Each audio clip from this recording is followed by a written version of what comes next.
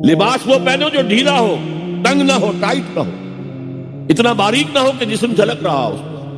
اپنے گریبانوں کے اوپر اپنی روڑنی ہوتی ہے بکل مار لو،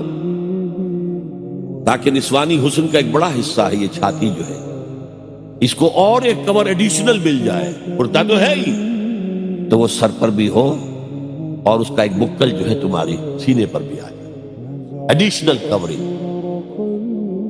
اس کے باوجود بھی نگاہیں نیچی رکھو، باپ کی نگاہ بھی نہ پڑے تمہارے نسوانی حسن، وہ بھی مرد ہے، بھائی کی نگاہ نہ پڑے، اہل ایمان تم بھی اپنی نگاہیں نیچی رکھو، اور اہل ایمان عورتوں تم بھی اپنی نگاہیں نیچی رکھو۔ اور آج انسیسٹ جو ہے،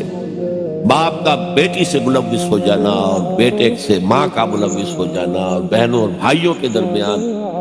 یہ اس قدر پھیل چکا ہے۔ یہ ہے 3 پردے ہیں مسلمان عورت، جس کو آج بالکل ختم کرنے پر مغرب طلوع ہوا ہے۔